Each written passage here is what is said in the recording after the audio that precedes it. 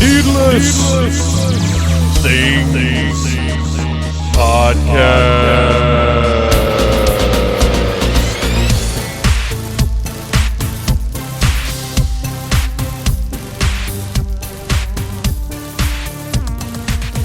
Hey, Phantomaniacs, welcome to the delayed episode, newest episode of the Needless Things Podcast. I am your host, Dave West, and there's just been so much going on, and I realize everybody has so much going on. It's insanity right now, like on top of the normal, unmanageable mess that is all of our modern lives.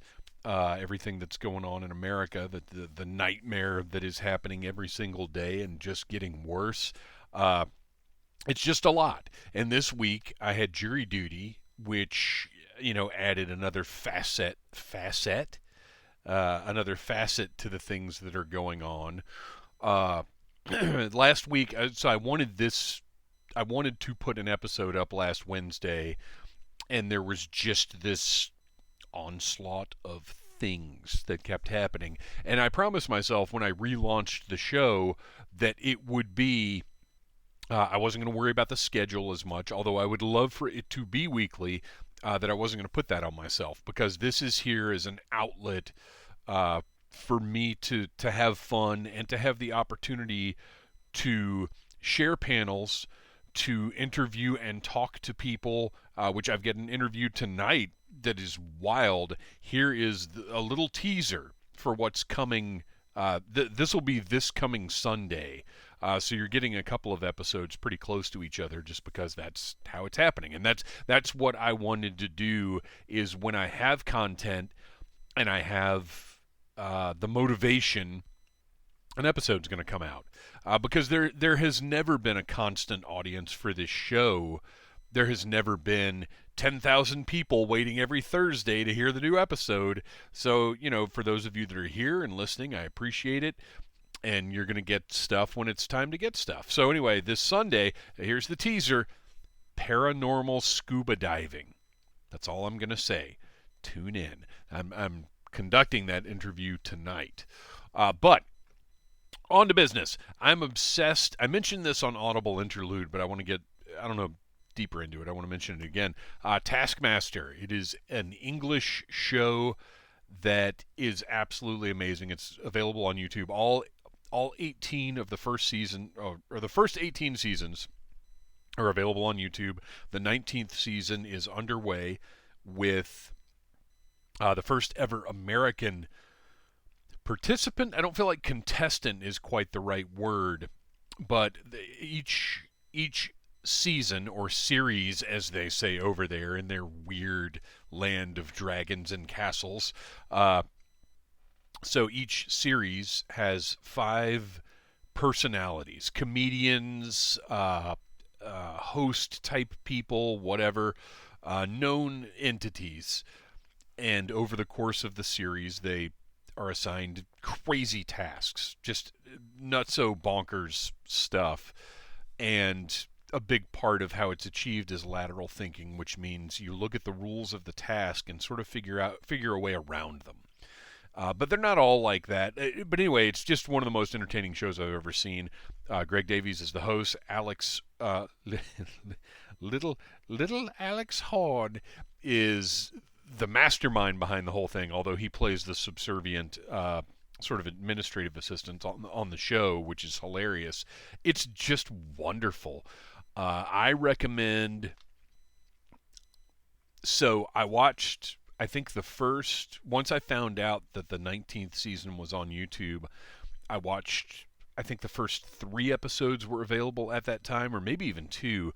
I was like, oh, I get it. And then the reason I started watching it was Jason Mantzoukas is the first American to ever be on the show, and has been talking it up on how did this get made. So I want to check it out, because that guy's incredible. His energy is, I'm so envious of what he brings to things. Well, not envious, I just love it. I'm envious of the opportunity he gets to bring his energy to things. So he's on the show, and I was like, oh, I'll check it out. And it's fantastic. So I watched I think what I did was I watched the 19th, those 2 or 3 episodes, and then went to the 18th season because that was just the next thing that popped up. Watched the entire 18th season and was like, I'm in. And I watched a couple episodes of the first season, and that, like, I jumped around. And I think when I finished maybe the 17th season, I went back and was like, okay, I'm just watching everything from the start. Because, sometimes when you watch the newest version of something, it's difficult to go back and watch the older version of it. And that was what I had until I was settled into the concept enough to go back to the first season. And the number of episodes vary from 6 to 10. I think in the sixth season, no, it might have been the fifth season, it went to 10 episodes. But I'm in the 7th season now, and it took a minute to like this cast. They're very contentious. I'm not going to get too deep into it because I'm aware most of you probably have not watched this show, but I Googled Taskmaster Series 7 because I wanted to see, like, oh, is this like a problem season, series, whatever? Because it's just different. It's very confrontational and just has a different feel to it. So I went and looked, and everything I saw was like, this is widely recognized as one of the best seasons of Taskmaster ever. And I was like, what? Because three of the people are very off-putting right off the bat. But one of the things that I've had to learn in watching this, and really almost relearn, because I really haven't engaged with British English humor in a few years. And I mean, I grew up on Monty Python and Doctor Who, obviously. So I mean, the culture was there for me. But as far as just seeing people in these kind of situations, in a weird way, they're characters in a much more heightened way than American comedians are. And that's what you have to contend with, in a way, is when somebody comes off as just like an insufferable jackass, you have to see around that as to, like, wait, this is their character. This guy isn't actually like this. And sometimes they're so good at portraying that character that's what it's a very interesting thing that I'd love to get deeper into with a real Anglophile, or perhaps somebody that lives over there and really knows this culture better than I do. Or maybe I'll just move over there and escape from the burning nightmare that is America. I don't think that's something you can just do. But regardless, Taskmaster, fantastic. It does, if you are much more immersed in American pop culture, it will take a minute to get the rhythm of it. But once you do, I can almost guarantee you'll be addicted and you'll be burning through these episodes just like I am. So that's Taskmaster. I wanted to mention, I finished Righteous Gemstones. We talked about that on Audible Interlude as well. And if you're wondering, like, wait, isn't Audible Interlude your G.I. Joe podcast? Why are you talking about Righteous Gemstones and Taskmaster? We talk about a lot on that show. The focus is G.I. Joe, but I essentially use G.I. Joe as a central platform to talk about anything we want to talk about. That's the trick of the show. Is how much do we have to talk about G.I. Joe before we turn it into something else? And don't get me wrong, I love talking about G.I. Joe, but you can't only talk about G.I. Joe, or at least I can't. Anybody who has been aware of my stuff and following me for years knows I do not have the focus for one topic. It is a miracle that I managed to stay on a Doctor Who-centric podcast for as long as I did. But I had needless things going on at the same time, and I did the same thing with that I do with this, is where, I would find ways out of the Doctor Who glade into other things pretty much all the time. So, Righteous Gemstones, I bring that up because, well, first of all, I finished where it's at, and if they never make any more, I'm okay with it. Look, it's fun, it's great, but I also think the formula can only go so long without real evolution. But Walton Goggins is in Walmart commercials, and that's weird. And I don't think it would feel as weird if he didn't look like he needs to be checked on. like he looks like he's in trouble. He doesn't look healthy. He looks like, hey, have you talked to Walton lately? Yeah, I saw him in that commercial, and he's not. It's not the fact that it's a Walmart commercial. It's just, ooh, I don't know. Is something going on with him? I think that's what's weird about him doing Walmart commercials, because celebrities do stuff that's weird and uh, maybe optically beneath them all the time. It's not that crazy, but it is just the nature of it. Like he doesn't look. I don't know. He doesn't look unhealthy. He looks crazy. So somebody check on Walton is, I guess, what I'm saying here. I haven't even talked about what this show's about today. Today, finally, this is the Star Wars Choose Your Own Adventure panel from Stellarfest from 2 months ago, which is also why I don't feel too bad about missing a couple of weeks in the last month, 6 weeks, however long it's been, because uh, I've had so much content. Honestly, I need a little break because I did lots of interviews over the course of just a few weeks that kept it going for a while. But this is the Star Wars Choose Your Own Adventure panel. I think this might be my favorite Choose Your Own Adventure panel that we've done. This is the first one that has been recorded and released to the public. Now, this, you may know, this was Beth's brainchild. She is, one of the many partners in crime I've had over the years. Probably known her longer than any of them, and no, I have known her longer than any of them. But a few years ago, she was like, "Hey, why don't we read a Choose Your Own Adventure book at DragonCon?" And I had never heard of the concept. I'm not saying it never happened before, but I was like, "That's brilliant." With our personalities, our presentation, this is a great idea because I want crowd interactivity. Like, that is critical to me for anything that I'm doing. So that was exciting, and we did it, and it went great, and we've done it a few times since. But this one was for Stellarfest for the Star Wars track, so it was a Star Wars Choose Your Own Adventure, and it got kind of wild, and we had really great audience participation. Everybody had a blast. I think at the end of the 45, 50 minutes, whenever we cut it off, nobody wanted to go. Um, it was a fun time, and I'll tell you this: it went a whole lot better than my FrankenCon Choose Your Own Adventure panel. So it's got that going for it. Which, by the way, I haven't heard any feedback on that.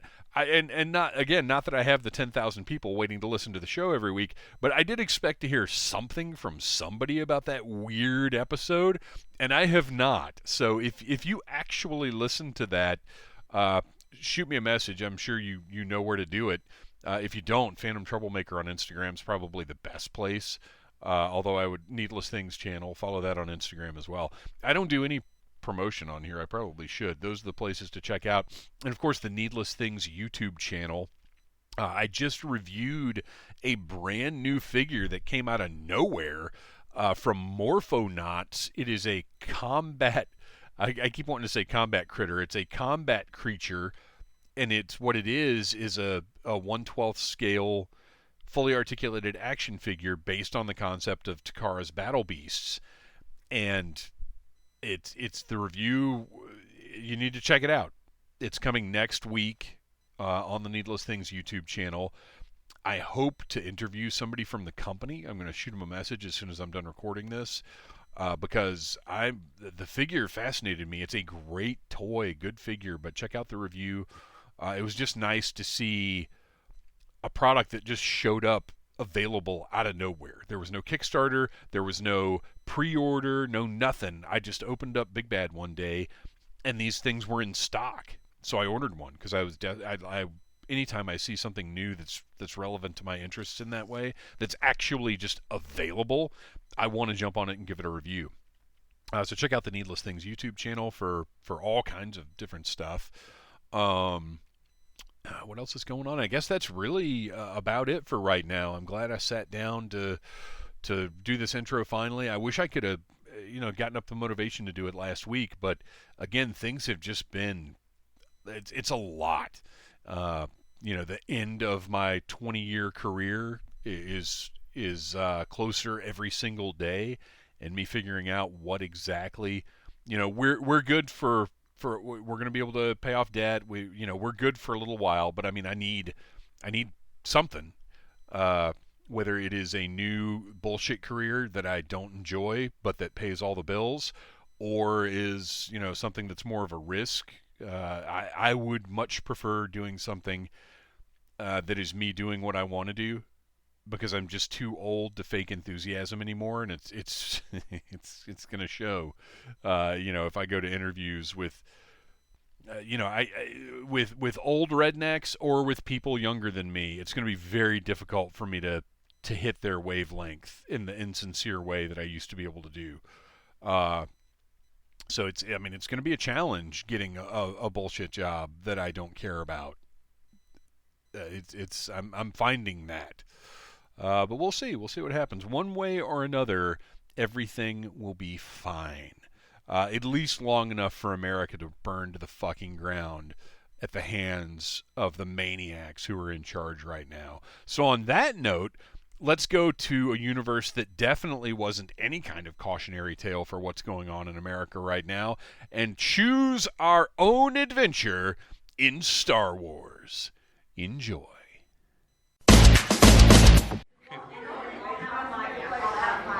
All right, we got about a minute, and then we will get started with adventure. We can choose so that he never leaves the planet Tatooine. That would be hilarious.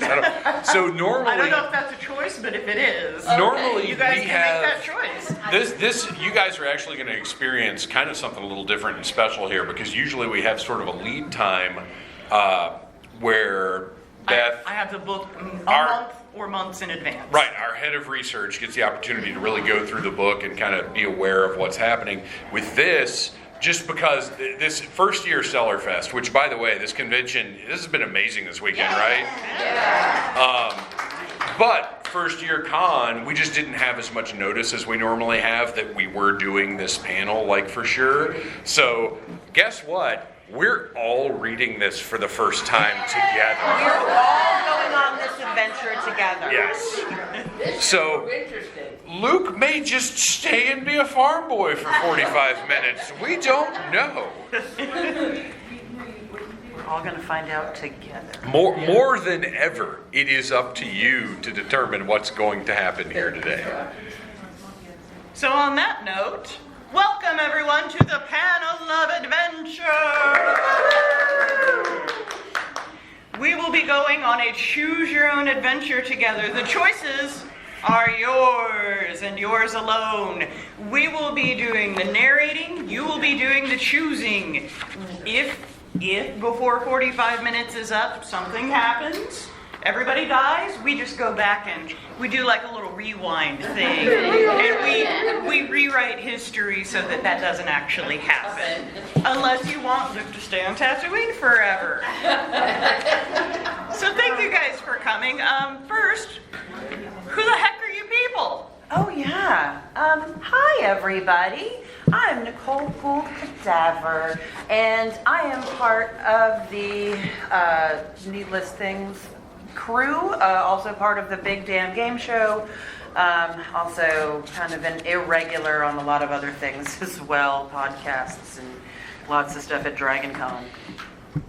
I'm Dave West. I operate the Needless Things YouTube channel, also Audible Interlude, a G.I. Joe podcast, and I'm featured in Troublemaker, a documentary film that followed me for about 2 years and all of the stuff that I do, basically just trying to get behind a microphone. That is my life's work.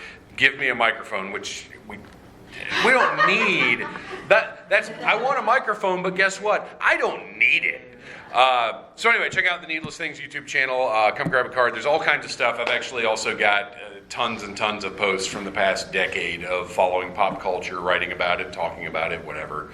And finally, my name is Beth Van Dusen, and I am co-host of Execute Chapter 66, a Star Wars book club podcast. I am also involved in Needless Things in various capacities, but mostly it's pretty much all Star Wars all the time for me. And I am going to get us started on this book. real quick, before that, Who was at the Big Damn Game Show this morning? Okay, so if you saw the prize bags at all, you know they were dollar store prize bags covered in dollar store glitter, and a lot of that has ended up in my cup here. So if at any point during this panel I have some kind of attack and fall down behind the table, please do just keep going. We'll just go back and choose a different option. I am choosing my adventure by drinking this Dollar Tree glitter. We'll go back and nominate. You say that as if we wouldn't carry on. They know how to operate. Audience, the fate of the Rebel Alliance is in your hands. You're dragged to the command deck of the Death Star. So scared you can't even look at the two men standing above you. Your fear grows to terror as you realize that one of the men is Darth Vader, the former Jedi Knight who turned to the dark side of the Force. Is that that's not common knowledge? Well, we have all of the information here. We're the overlords of the narrative. There is the seed of the Force in you, Vader whispers ominously. Ew. I could teach you how to harness your power. The Force, you think? In me? What do you want from me in exchange for my training, you ask? I'm not doing Darth Vader. Come on. I talked too much yesterday. My voice isn't up to it. It's very simple, Darth Vader explains. Do whatever you must to find the location of the Rebel headquarters. Then simply let us know. This doesn't sound like Vader. If you make the right choice, the glory of a triumphant rebellion will be yours. Choose wrong, and you'll face the monstrous fury of Darth Vader. Betraying your friends seems like the only way to save yourself, but is life worth living as a servant of the Empire? Right or wrong, the choice is yours. Bum, bum, bum. Gee, I wonder who this is talking about. You live on your parents' moisture farm on the planet Tatooine. A dust ball covered with wind-driven sands and rolling dunes. You hear the exciting stories of the Empire and the Rebellion, and you dream that soon you'll get off Tatooine. As your best friend Luke Skywalker often says, we're bigs. Could be. Yeah. Pigs. Oh, Lord. If there's a bright center to the universe, Tatooine is the planet farthest from it.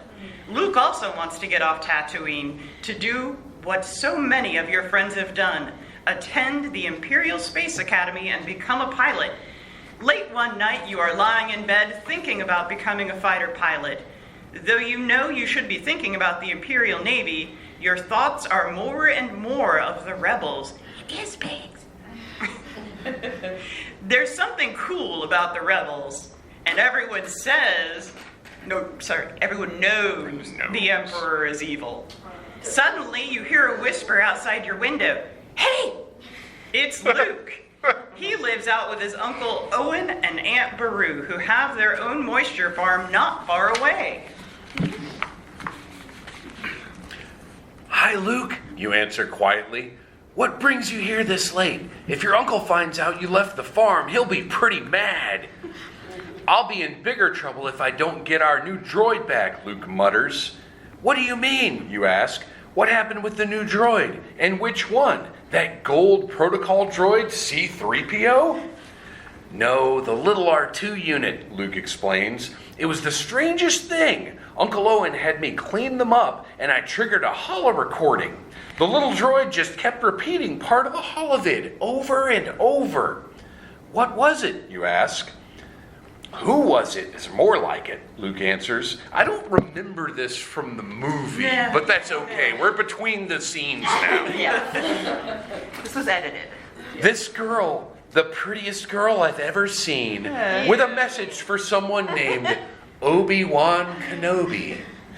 I couldn't get the whole message to play. Did you try taking off the restraining bolt? You ask.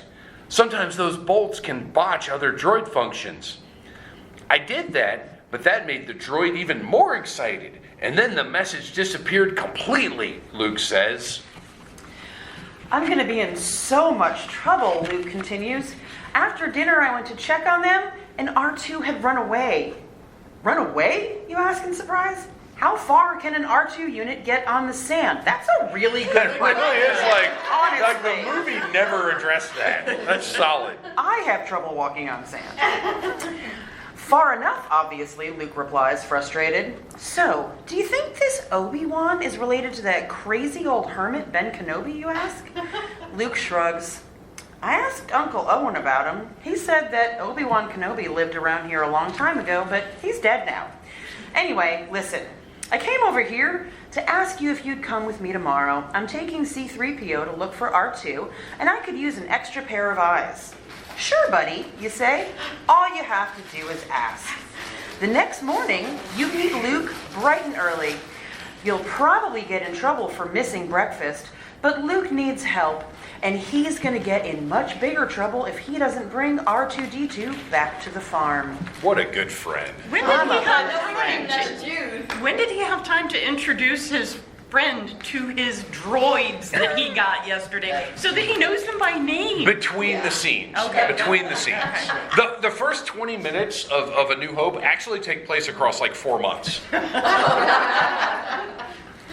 You set off across the desert in Luke's land speeder with C-3PO at the controls. What? We're going with it. Sure. This is a different cut. None of us have seen it. We're living it. You and Luke search the horizon with handheld scanners trying to find some trace of R2. I can't believe you're letting a droid pilot your speeder, you Neither say. can we. Surprised myself. Agreed. C-3PO seems upset. I'll have you know that piloting ground effect vehicles like Master Luke's land speeder is one of the secondary functions for which I have been programmed. Is it? In addition, it leaves Master Luke free to scan for some sign of R2. Okay.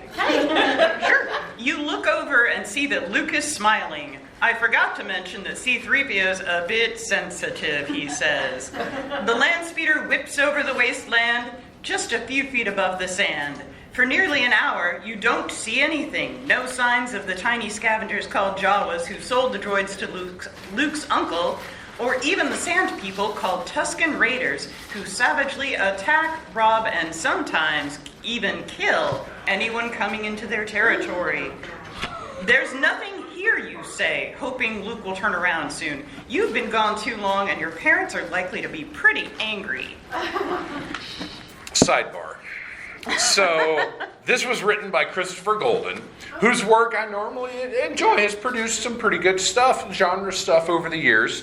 But I'm not sure Christopher Golden totally gets the concept of choose your own adventure. It's not just randomly page jumping through the book, but I guarantee we will get to some choices soon. Hang in there. We're almost to choices. Okay. All right, here we go.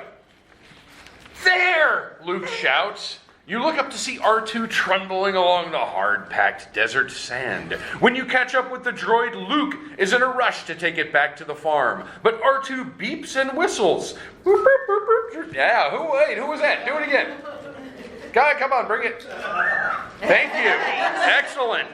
R2 beeps and whistles, and C-3PO translates. Apparently, he needs to see Obi-Wan Kenobi. As Luke tries to turn the little droid around, R2 whistles suddenly, get louder and frantic. What's that he's saying, C-3PO? You ask.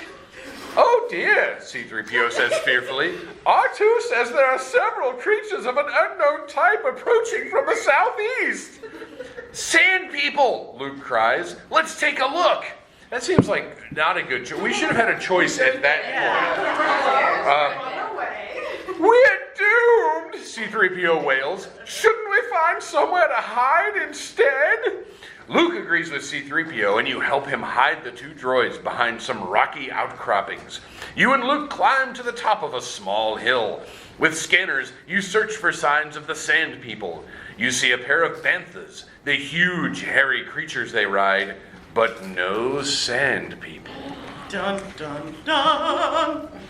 Then you hear screams as a Tusken Raider jumps up right in front of you. You shout in alarm and dive out of the way as it attacks you with a club. Luke also jumps clear, but now there are more of them. You know, I've heard actually that they travel in single file so that they can hide their numbers. So, you know, I've heard that. anyway. Luke jumps clear, now there's more of them, and you realize they can easily kill you both. You see a hole in their swarm. For a moment, you wonder if you should run. And finally, we have a choice. So, are we going to run or are we going to stay and fight? So, who is saying we should run? Make some noise, make some noise. All right, how about stay and fight? All right, stay and fight. You brave idiots. You guys are braver than our Dragon Con crowd, I'll tell you that right now. You really are. You decide to stay and fight. Even though you know your situation is hopeless, you can't abandon your best friend. Both of you are knocked down, and you can hear Luke grunt in pain as one of the Tusken Raiders clubs you in the shoulder and then on the head. Why is Luke grunting in pain when we're getting clubbed? Sympathetic thing. It's that he's force sensitive, that empathy. Yeah. As you are about to black out, you hear a horrible roar, like the hunting cry of a crate dragon. So the crate dragon is a chicken. Yeah. Cool. That noise certainly scares the sand people away, and just in time, another few blows and you and Luke might have been killed. You sit up, groggy, and stare at the hooded figure coming toward you. The figure pulls back its hood. You recognize the bearded, white-haired man immediately. "Ben Kenobi," you cry. "And hello to you too," Ben replies. "Is that Luke Skywalker with you?" I don't remember these lines. You shake Luke back to consciousness. He is just as surprised to see Ben as you are. "We're sure lucky you came along," you tell Ben.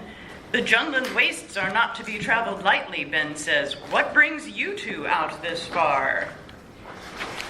Before you answer, turn to page 83. Okay. All right. R2 beeps and whistles from his hiding place, then rolls across the hard-packed sand towards old Ben. "This little droid here," Luke says, pointing to R2, "I think he's searching for his former master. I've never seen such loyalty in a droid. There's no stopping him. He claims to have been the property of someone named Obi-Wan Kenobi. Is that a relative of yours?" "Obi-Wan Kenobi?" Ben exclaims. "Why, that's a name I've not heard in a long time." "Then you know him?" you ask. "Know him? I should think so. He's me," Ben says happily. "Then R2 belongs to you?" Luke asks Ben. "I don't seem to recall ever owning a droid," Ben replies, "but we really ought to get inside before the sand people come back. They're easily frightened, but they won't stay away for long." That's not the line. None of this is right. I thought we were supposed to choose to deviate from the story. I thought it's called Choose Your Own Adventure. There's been one choice. Well, clearly Christopher Golden thought the you in your own adventure was Christopher Golden. He seems to be making most of the choices here, but whatever, we'll roll with it. That's what we do. So, Ben leads you to a small home. It's simple, but shelter and basic comfort are all I require, he explains. Ben walks to a corner where he opens a small wooden chest and retrieves a metal cylinder that looks like a handle with buttons. "I was once a Jedi Knight," Ben says. "You're a Jedi?" you and Luke exclaim together, because all of a sudden there's a different main character in the story. "Yes," Ben continues, "a long time ago, in a galaxy far away, when the Jedi were the guardians of peace and justice in the galaxy, I served alongside your father, Luke." "My father wasn't a Jedi," Luke says. "He was a navigator on a spice freighter." Which is so much more honorable. That's what your Uncle Owen wants you to think, Ben explains. The life of a Jedi is dangerous, and your uncle doesn't want that for you. But your father was a cunning warrior and the best star pilot in the galaxy. He would have wanted you to have this. Ben hands the cylinder to Luke. Luke presses a button and a long beam of light flashes, He points it at extending his out face. a meter. Yes, exactly. The end. It's a lightsaber, the weapon of a Jedi, Ben says. And we still don't have another choice, so we're going to go to another page. I know. What's happening? Christopher Golden literally thinks the gimmick is just Flipping flipping through the book. He just wrote a book through the pages up in the air. It's shuffled. And then just Right. Whatever, we're having an adventure. That's right. We're learning a brand new thing about Star Wars none of us ever That's knew true. before. This is magical. Oh, that's right, it's back to me. Ben then explains about the Force, the energy field that connects all living things and from which Jedi Knights get their power. But the Force, he explains, has a dark side. Dum dum dum. To which some Jedi, like his former student Darth Vader, have fallen prey. Suddenly, R2 begins to beep urgently. Go on, R2, you say. Show us this urgent message. Ooh, it's Leia time.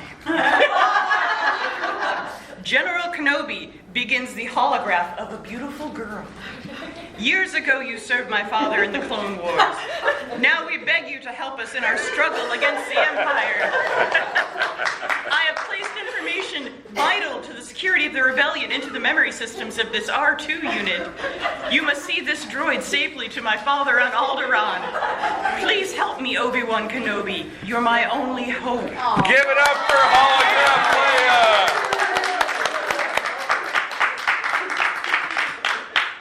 Is she? Luke asks, and you can see that he is intrigued by the girl. She's your sister. She is Princess Leia Organa of the Royal House of Alderaan, Ben explains. Officially, she is an Imperial senator, but secretly she's the leader of a rebellion alliance. It's just That is some big information to just be throwing out there at Farm Boy Luke and his buddy Mary Sue. And the person we don't know. She's just related. If you're gonna say leader of a rebellion, say you're related. Right! I think that's more vital information. You see him thirsting over his own sister. Mention it. Damn, she's hot. Don't worry about that. Yeah. She's the head of the Rebel Alliance. Now then, Luke, Ben continues, you and your young friend must learn the ways of the Force if you're to accompany me to Alderaan. Both of you stare at Ben in shock. You have responsibilities to your family, and Luke's Uncle Owen would be pretty angry if Luke just up and left the planet. Okay, so our main character, again, probably Mary Sue, has responsibilities to their family. They're a good and virtuous person whose family is concerned about them. Meanwhile, Luke's uncle, who's just a jerk, oh, this guy's going to be mad if you leave. Like, I have to take care of my family, but he's just going to be furious. What characterization do we have here? On the other hand, you say to Luke, I've been looking for some adventure, and my parents have plenty of help on the farm. I'll bet they'd be proud of me for helping the rebellion. Screw them. Good for you, Luke says, but not me. I'd like to help you, Ben, but I've been gone so long already, I'll be in big trouble when I get home. I can take you both as far as Anchorhead, and you can get transport to Mos Eisley Spaceport from there. Together, you, Luke, Ben, and the droids leave Ben's home and climb into the land speeder for the trip to Anchorhead. Lord, where's the choices? Okay, next! Next, We have choices! Suddenly, you spot smoke on the horizon. Luke pilots the land speeder in that direction. It's a huge Jawa sandcrawler, and it's on fire. It has been attacked, and all the Jawas have been killed. At first, it seems as though the sand people have done it. But on investigation, you discover clues that point to the Imperial soldiers Ben says are called stormtroopers. The stormtroopers Wait, probably he doesn't know destroyed... that they're called stormtroopers? We are not very smart. We are not well informed at all. It's our first day existing. Luke and Mary Sue are pretty much dum-dums. I don't think we're bigs at all. No. Where did we go? Sorry. The stormtroopers probably destroyed the sandcrawler because they were looking for R2 and C-3PO. You sense great danger. That is a leap, okay? Like, we're hanging out with some droids. We find some Jawas that have been killed, and all of a sudden they must be looking for the droids. It's a bit of a leap. I don't know that it is a leap because they're on this backwater sand planet where nothing ever else would happens. they be doing? The only difference in their lives is these two droids have showed up. Like, I can go with it. Okay, Look, okay. don't get me wrong. You know what? Everything else we've read so far today is preposterous. But that, okay, I can get on board with that. Okay. Oh no, Luke exclaims. They must know by now that the Jawas sold the droids to Uncle Owen. And that would lead them back.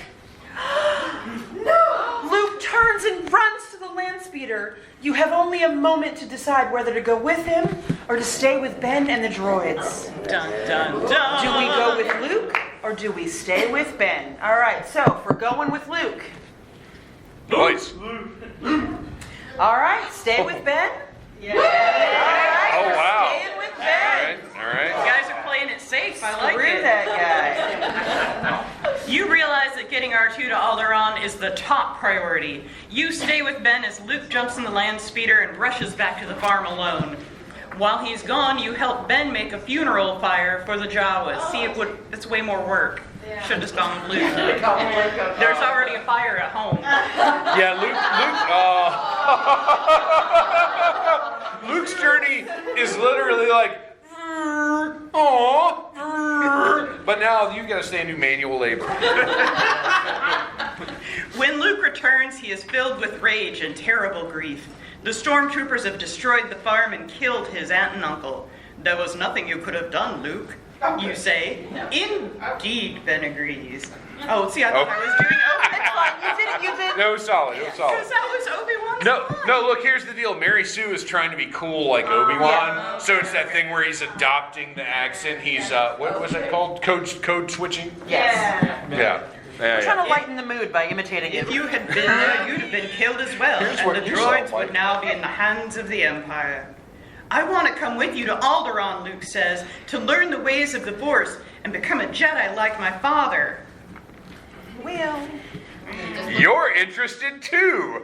Turn to page 114. You don't get a choice of whether or not to read.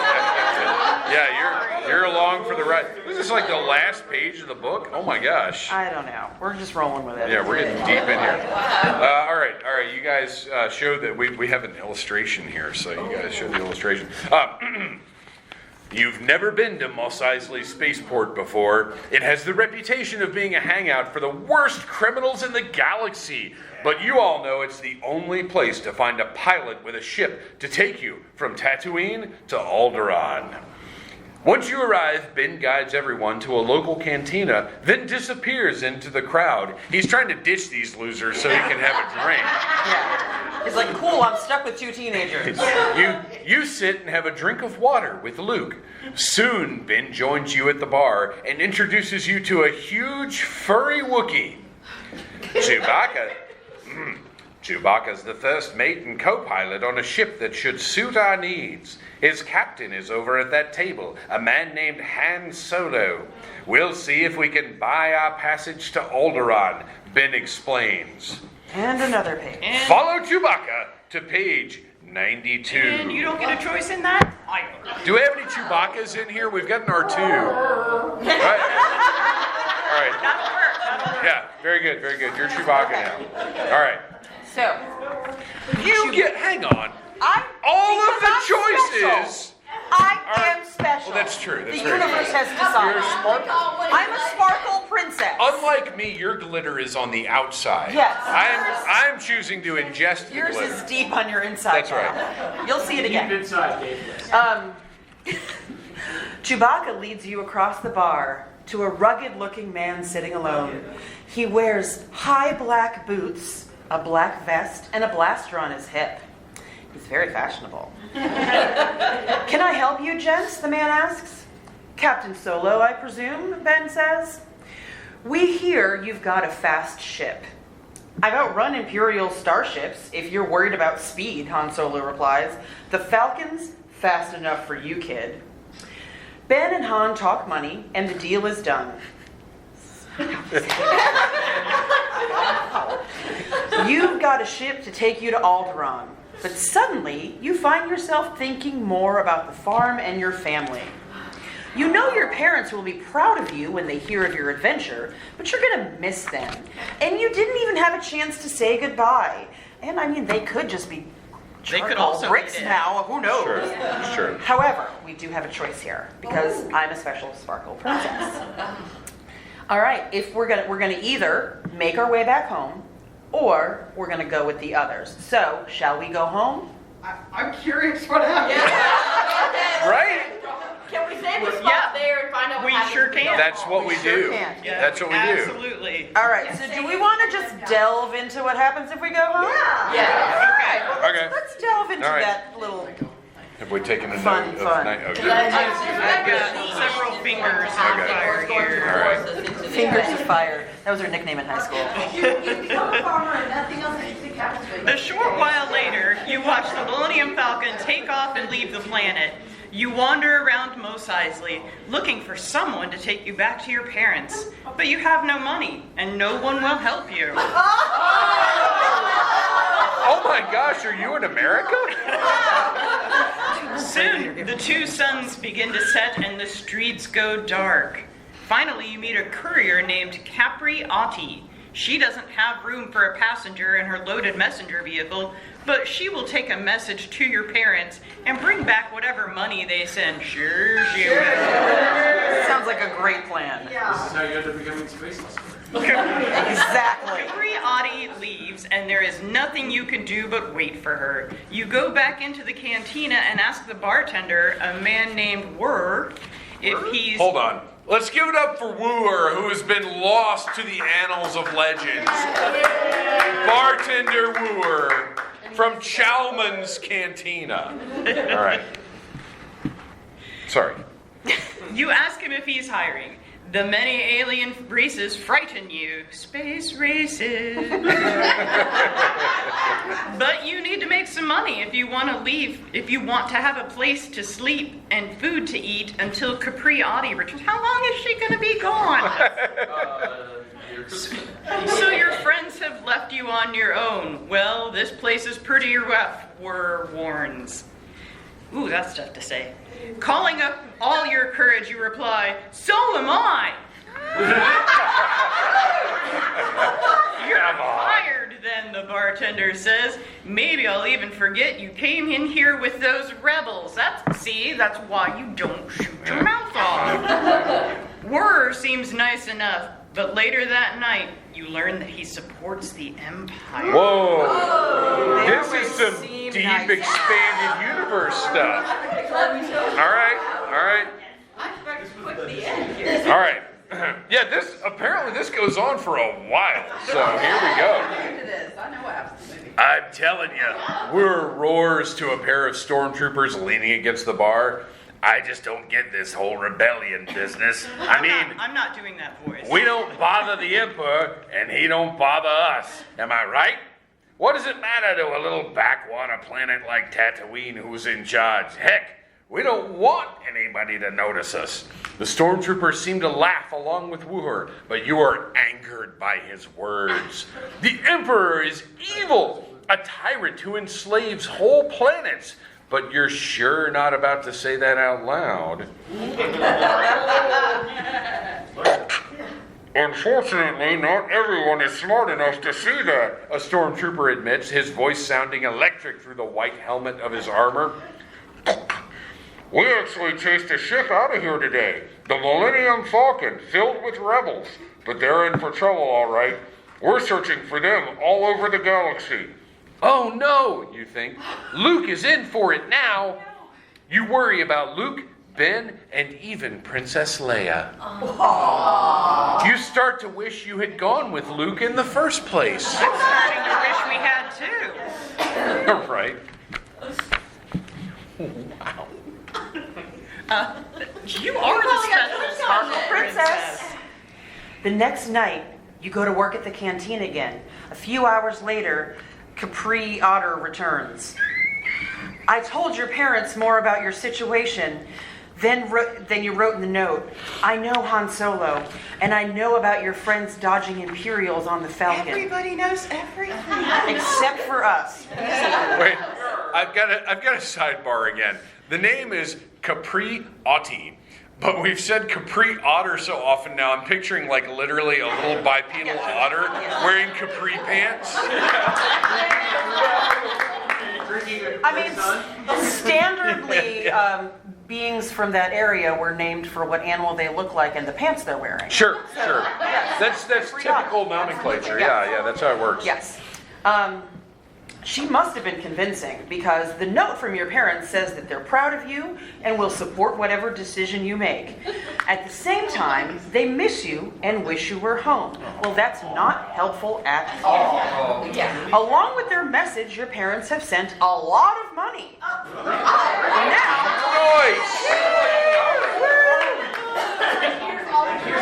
Now that you have your parents' approval and all of their money, you can do whatever you want. All right, one more moment for another sidebar. Let's just take a moment and let that sentence sink in. Now that you have the money and your parents' approval, you can do whatever you want. Nobody from Generation X is ever going to experience this sentence in their lifetime. So I just want to sit and soak that concept in for a moment before we move on. You can get one or the other. No, you can't get either. You can never have both. No. All right. I mean, you're not wrong. Choice. We have a choice. So, we're either going to go home to our family, like boring old losers, or we're going to hire a ship to warn Luke of his danger. Now, before you make your choices, I want you to consider both of these are branching into unknown territory. Like, finally, we are choosing our adventure. I don't know what's going to happen with either of these choices. Crazy. All right. So, home to the family. Yeah. Yes. Hire a ship and have an adventure. All right, we're doing it. We are doing it. We should have just gone in the first place. No, I like our little... We wouldn't have been rich. Yeah. We've got money now. First we had to extort money out of our parents. Right. Now we're Right. going on this adventure. Yeah, Great move. we're trumping it. Capriati, I'm going to try to say it right, helps No, I you like find... Capri Otter. She's an otter. Capri Otter helps you find a freighter captain willing to carry you to Alderaan. She buys you a soda, space soda, while you wait for the ship to be prepared. I thought we were loaded. Yeah, you have pockets full of We money. get free soda. Get loaded. Other people spend Right. That's how you keep your money. Can I have a soda? I've got to get back to work, Capri says after draining her glass. Tell Han Solo I send my love. She's utterly in love. Wah, wah. You are no longer the princess. I am a princess. You're sad that Capri is leaving. After all, she's the only person you trust in Mos Eisley. And she did give you all your money, so I guess she is Right. she is trustworthy. Yeah. But there's Just an otter. No, Well- she kept a piece of it in wild drink. Yeah, she kept enough to pay for a soda because Yeah. she knows that's the kind of person Yeah, you after are. she skimmed off the top, she felt bad, so she bought us a soda. But there's nothing more you can do. You need to warn Luke and the others that the Empire is onto them. Hey, Whir shouts, marching out of the stockroom to point a finger in your face. What are you doing? I'm not paying you to sit around and mope. Sorry, Whir, I have to quit this job I started 5 minutes ago. It's been great. Do I have a pension? You almost tell him you're leaving the planet, but you remember his loyalty to the Empire. The less he knows, the better. I'm going back to my parents' farm, you lie. Well, how do you like that? Whir shouts angrily. I take pity on you, give you a job, and this is what I get. You take off without even saying thank you? You mutter. Thank you? Yeah, just get out of here, whir snarls. So you get all the choices and I get all the illustrations. Let's show This is a everybody. pretty glorious I don't know what is going on here. All right. Just then, the freighter captain you've hired taps you on the shoulder and gestures for you to follow him. The ship is ready and it's time to go. As you leave the cantina, you see Wooer talking to two of the stormtroopers. He points at you. Let's go, you urge the captain. The two of you hurry into the dusty streets of Mos Eisley. Hold! Someone shouts behind you. Run! You cry, shoving the captain ahead of you. I'm not running from Imperial stormtroopers, the captain replies. You're on your own, friend. Whoa, what a jerk. You turn to see the stormtroopers clomping down the street after you, their weapons drawn.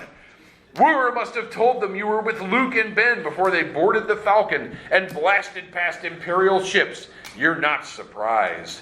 You turn a corner into a narrow alley. A slowly shambling Ronto almost blocks your path. That's supposed to be a Ronto? Well, boy. I'm not going to say what it looks like because it's 2:39 in the afternoon and it's not time for that yet. You squeeze by and then run like crazy, hoping the huge leathery animal will slow down the stormtroopers enough for you to get away. Maybe you'll escape after all. You start to smile. We finally got this right now. Weirdly, The one time One time, she no. does not get a choice. continuing our story. Nope. Unfortunately, another platoon of stormtroopers appears, blocking your path. You can hear the first group coming up behind you. You're trapped. There's only one thing left to do. Surrender. Like rebels always do. That's their motto. That's the slogan of the rebellion. You drop to your knees and lace your fingers behind your head. That's right, rebel, the stormtrooper captain growls as he binds your wrists with shackles. Just don't move and you'll live. At least until we hand you over for questioning. You're herded on board an Imperial transport and kept in a holding cell until you arrive at the Imperial battle station the stormtroopers call the Death Star. Oh, this is bad. We're gonna get really bad. Straight to it. Straight to it. It took forever to You know get what I here. want to be when I grow up? Pink mist. The biggest artificial structure you've ever seen. On the Death Star, you're brought to the prison level. A small door slides open, and you see that you are face to face with the woman from the hologram. Wait, what? Oh my gosh! In the same cell? Princess Leia? You ask in astonishment. The stormtroopers glance at each other. How do we know?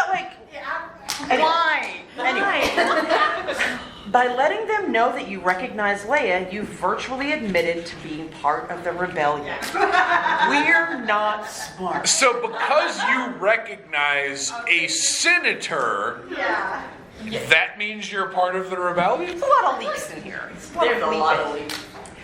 When you're alone, the princess stares at you. Do I know you? She asks. Well, I saw all of You're it. about to. Yeah. Good God, no. Wow. No, you say, I'm Luke Skywalker's friend, who she doesn't know yet. Luke who, she asks.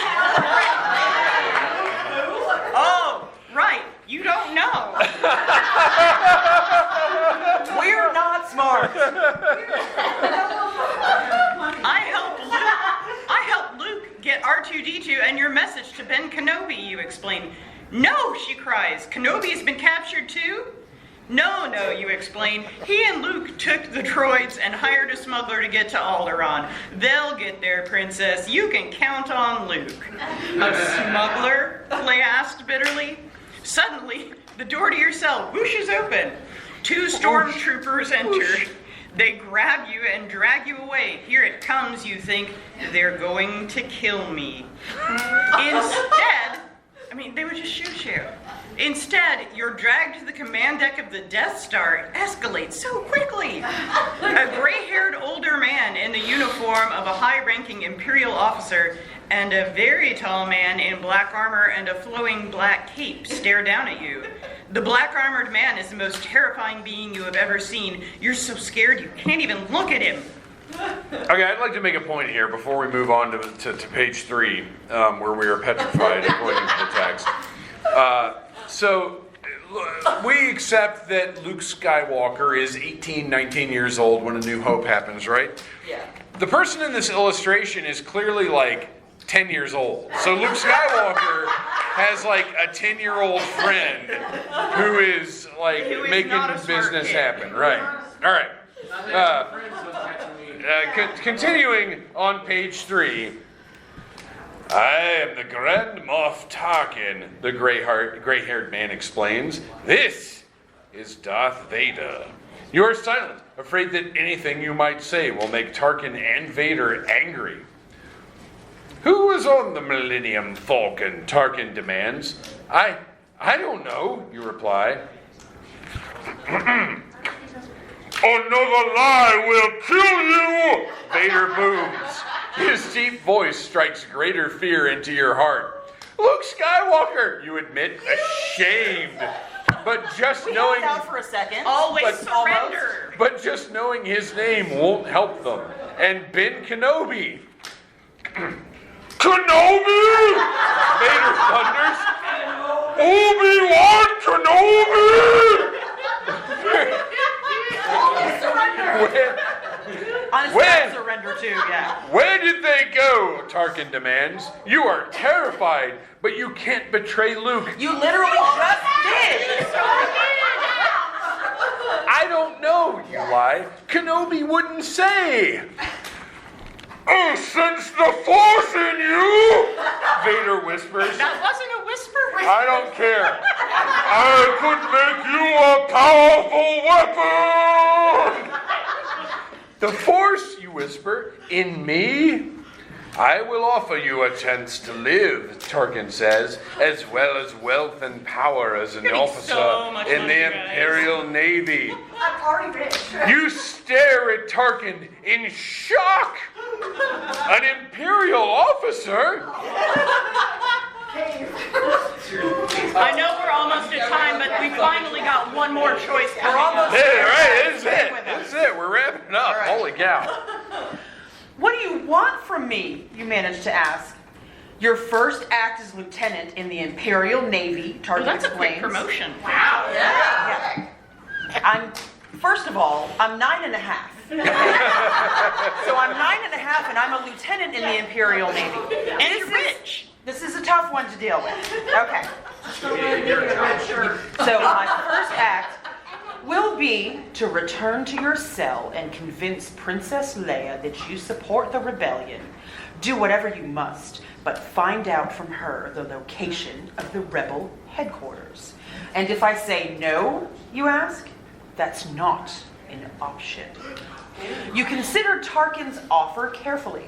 If he is telling the truth, you will become an Imperial officer before you're 10, with security, wealth, and power in your position. You might be able to keep Tarkin and Vader from killing Luke. Oh, really? Oh, so that's what we're gonna do? We're gonna just assimilate. That's amazing. But you can't save anyone if you're dead. All right, So- two things here. One, this is it. This is the last choice we get because we got to wrap this thing up. So this is the big one. We are either going to refuse Tarkin, tell him to shove it into his hat, which is a place to shove things. It's the family-friendly version. Yes. Or we can agree to help the Empire and sell our souls. I had a feeling. Always surrender. Yeah. We were using our soul anyway. All of We've got a lot of money for that soul, you guys. Thank you, you managed to say. Though it's hard to speak the words, I will find the location of the rebel headquarters. Tarkin is obviously pleased, but Vader, is silent. He doesn't trust you. The problem is, you aren't sure you trust yourself, and that is right. It would be so easy to go along with Tarkin's plan. After all, you don't really know much about the rebellion, because you're an idiot. Ben Kenobi might just be a crazy old man who's pulled Luke into something very dangerous and misguided. This is called Which is rationalizing. also true. You're put back in your cell with it's Leia's cell, where she waits. I kept waiting for them to torture me, but they didn't, you tell her. They just kept asking me where Luke and Ben were heading on the Millennium Falcon and where the rebel base is. I assumed that you sent Ben to Alderaan because that's where the base was, so I didn't tell them that's where Luke went. Luke is lucky to have a friend like you, Leia says, obviously, but touched by your pretense of loyalty. We're You bad. feel guilty, and you almost blurt out the truth, but you can't. So much depends on keeping your pact with Tarkin, like saving Luke's life, and Leia's for that matter. All right. Look, I lied. We've got one more choice here. We've got just enough time. Here we go. All right, hang on. I just You hope just Luke wanted to can get a choice. Well, I just hope Luke can get to the rebel base on Alderaan in time, you say. The princess looks at you oddly for a moment. Her eyes narrowed as if she is trying to make up her mind about something. The base isn't on Alderaan, Leia says in a whisper, trusting you with the truth. That's just where my father is, and he's part of the rebellion. Rebel headquarters is on Yavin 4. You stare at her. You've never even heard of Yavin 4, but now that she's told you where the base is, you wish you didn't know, because now you have to decide what to do with that information. And I have a feeling I know what this room is going to do. If you lie to Tarkin and Vader, do we lie to Tarkin and Vader? No! Do we betray Leia? Always surrender! And this is it. Wherever this goes, we gotta wrap it up on this page. Down with the rebel. Oh my God, it keeps on going. Oh, I'm reading, aren't I? Hi, sorry. Yes. I got wrapped up in the story. Got You wrapped up in decide the that audience. keeping Luke alive and keeping yourself alive as well, are more important goals than security of the rebel base. Even if the base is destroyed, you reason, the rebels can come back out over time and defeat the Empire. Fine. It's fine, I'm not killing people. You must think of your friends and yourself first. You know Leia won't understand what you're about to do, but you've chosen to save her life, Luke's, and your own, no matter what the cost. You're bad. I'm sorry, you say, and turn away from her, going to the door to your cell. Sorry, she asks. What for? You pound on the door and call for the guards to come let you out. What are you doing? Leia shouts, enraged.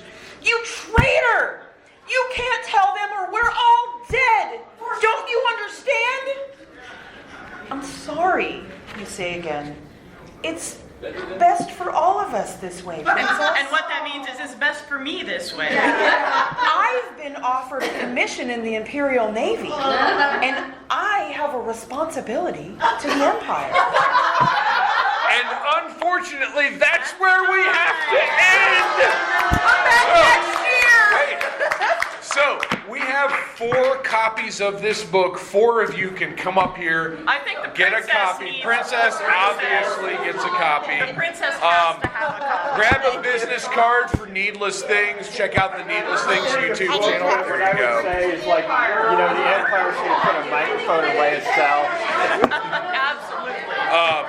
Thank you all for coming out. Thank you so much for We coming. thought there would be more choosing. We're sorry. It's a cliffhanger. Come back next year. We got one more copy of the book. Who wants? Well, don't come There back you go. next year. You Now we can don't have find any more out copies. what happens. And tell Thank us. you, everybody, for coming out. Check out Needless Things. Check out Execute Chapter 66, a Star Wars fan fiction. Or, not fan fiction. No. The Star Wars fiction podcast. That's what we'll read next year is fan fiction. No. No. We talk about actual Star Wars books people wrote. I gotta pee real bad. No way.